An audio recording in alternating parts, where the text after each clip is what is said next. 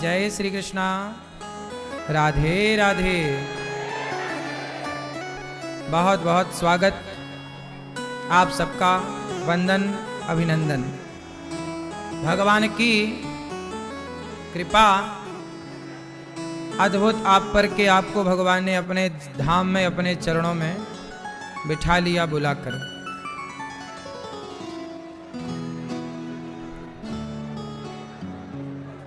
भगवान की कथा सुनने का अवसर आप सबको मिला, आप सब धाम में आए।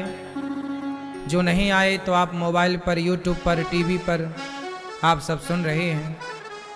सबका बहुत बहुत स्वागत, वंदन अभिनंदन। श्रीमती सरोज जमवाल जी मैया के द्वारा अपने स्वर्गीय पति श्री प्यारा सिंह जमवाल जी के लिए इन्होंने ये भागवत जी का आयोजन कराया और आपने एक पत्नी होने का कर्तव्य पूरा किया। अपने स्वर्गीय पति के लिए ये शुभ कार्य किया।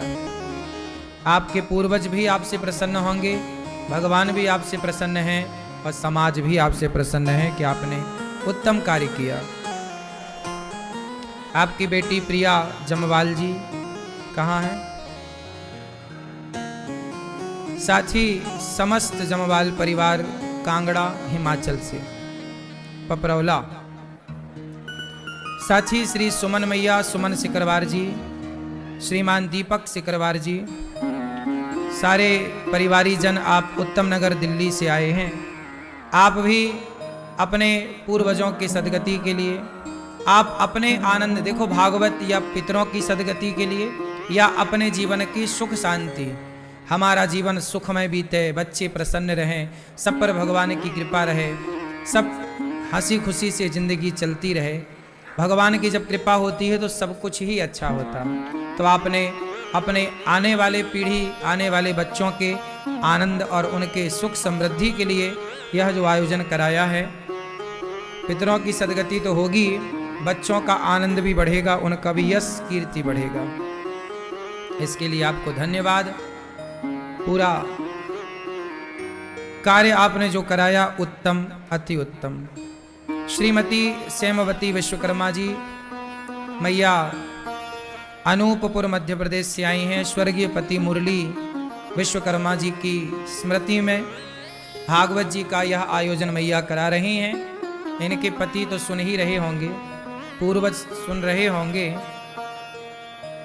भगवान भी सुन रहे हैं।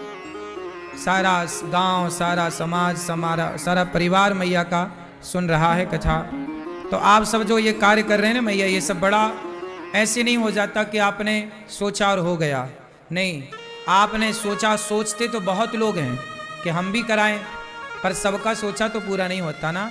आपकी सोच पर भगवान ने मोहर लगाई, भगवान ने कृपा की, तब भगवान ने कृपा की तो ये समझ लो कि आप यहाँ बैठे हैं, आए हैं, ये भागवत का आयोजन करा रहे हैं, तो आपके ऊपर भगवान की बहुत बड़ी कृपा है, तब ये कार्य आप करा पा रहे हैं। वरना सब सोचते तो बहुत हैं। कौन नहीं सोच रहा? सब सोच रहे हैं। भगवान आप सबको सुखी रखें। कल हम लोगों ने कथा में सुना कि भगवान ने गोवर्धन उठाया, गिरिराज जी को उठा करके भगवान ने लीला की। क्या उठाया भगवान ने? कछु माखन को बल बढ़्यो, कछु गोपन करे सहाय, श्री राधा की कृपा भई, मैंने गिरिवर लियो उठाए। भगवान ने गोवर्धन उठाया, गाय का वर्धन किया, गाय की सेवा की। गाय, हम सबको जीवन में सुख चाहिए तो थोड़ा गाय की सेवा जरूर करनी चाहिए। गौरी गोपाल गौशाला ठीक सामने है, सामने आप देखेंगे कि गौ माता रहती है।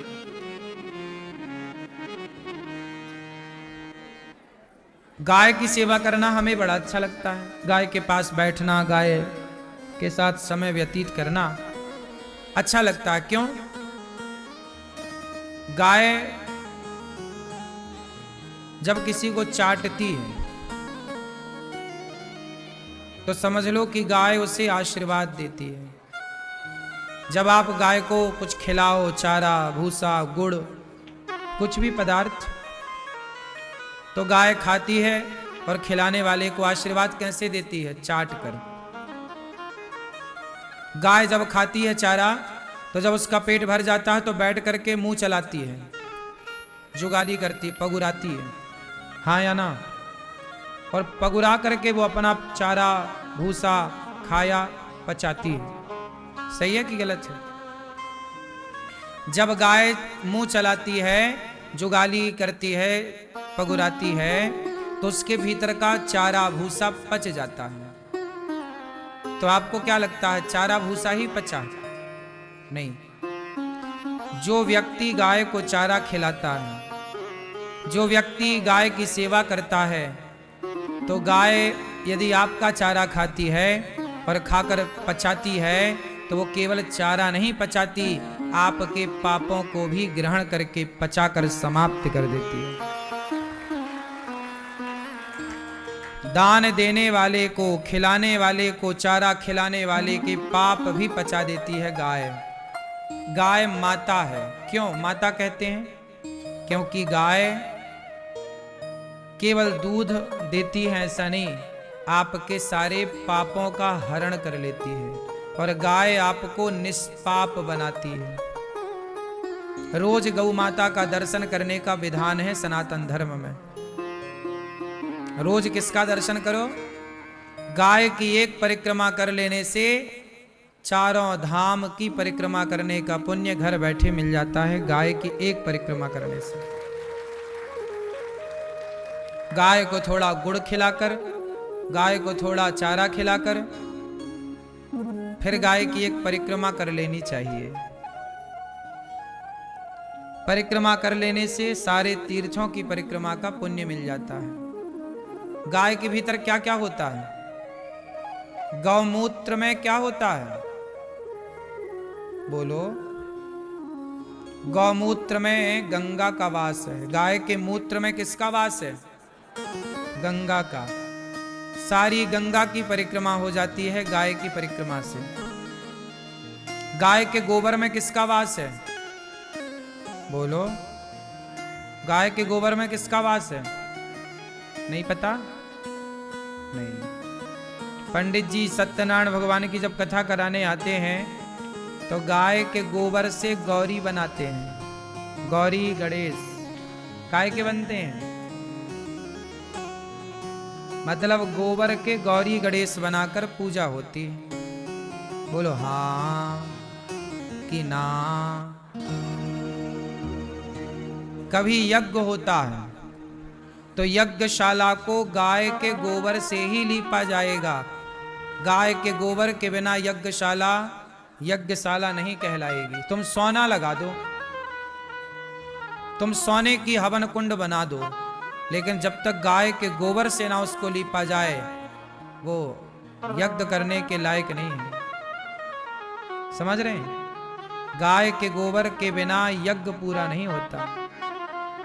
गाय के दूध से ही खीर बनती है, तब आखिरी आहुति